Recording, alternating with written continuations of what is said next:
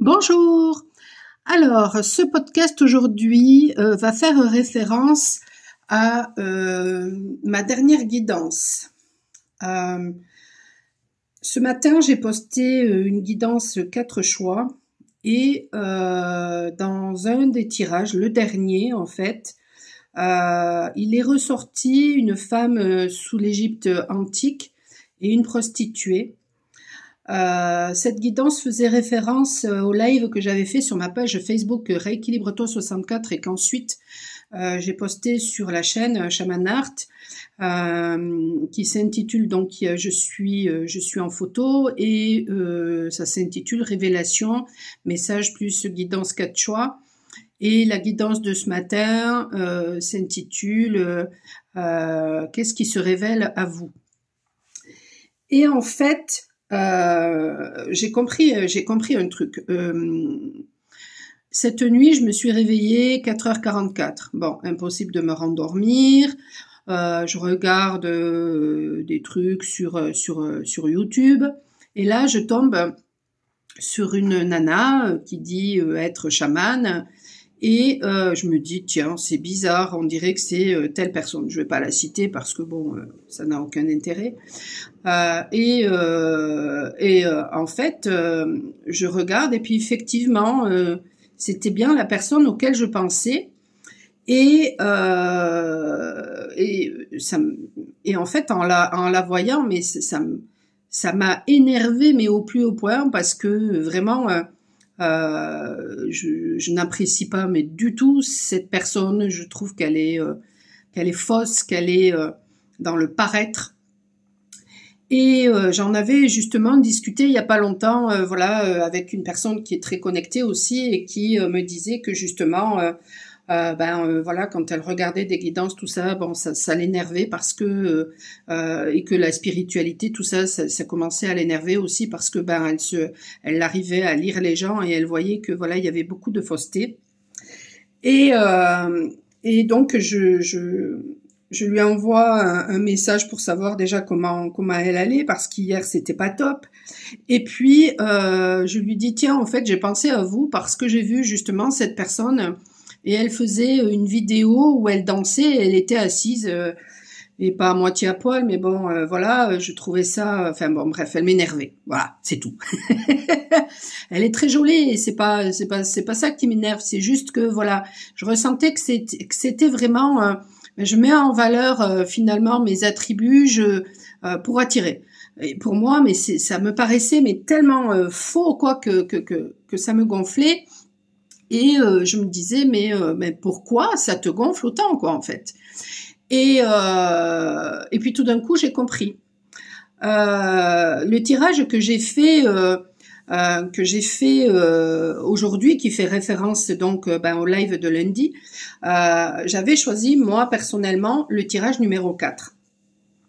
Et dans ce tirage numéro 4, il y a une femme sous l'Égypte antique qui ressort et j'en ai fait l'interprétation d'une femme sacrée et il y a la carte de la prostituée qui était un petit peu plus loin. Et en fait, dans un des rêves que j'ai fait il y a pas si longtemps, je voyais un masculin qui se laissait berner par le chant des sirènes et une femme lui demandait de l'argent. Donc en fait, il n'écoutait pas les sentiments qu'il avait parce qu'il ne voulait pas montrer sa vulnérabilité et en fait, il avait besoin d'amour et de tendresse, mais bon, il écoutait rien de tout ça. Donc en fait, il se laissait berner par le chant des sirènes et du coup, il donnait de l'argent à cette femme. Et je me suis dit mais c'est dingue ça. En fait, ça fait remonter. On est en train de travailler. Il y a certaines personnes qui sont en train de travailler des choses en rapport avec différents archétypes en rapport avec le féminin. J'explique. Quand j'ai fait ce hocher que j'ai dernièrement et que j'ai fait toute la série des Vénus plus le live de lundi et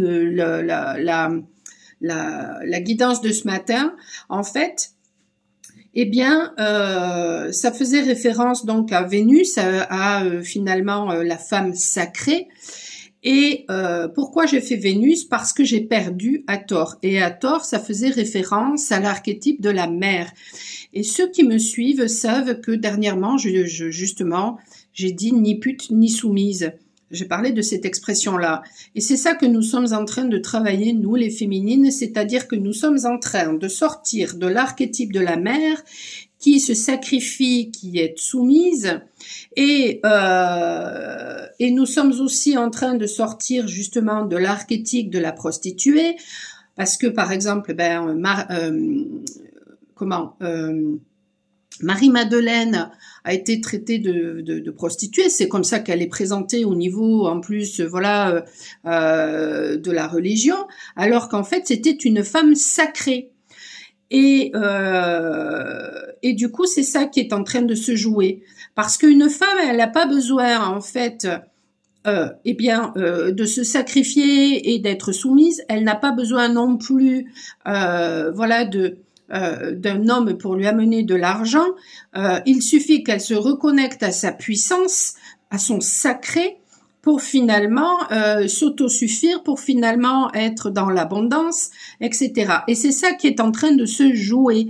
C'est la reprise de son pouvoir personnel, et ça fait référence à mon dernier podcast en rapport avec ma dernière série, en rapport avec justement Vénus, où je disais la reprise du pouvoir du féminin, et c'est tout à fait ça. Et quand j'ai conscientisé le truc, alors que ce matin, j'étais justement dans des énergies pas top, et ce depuis hier soir assez tard, parce que en fait,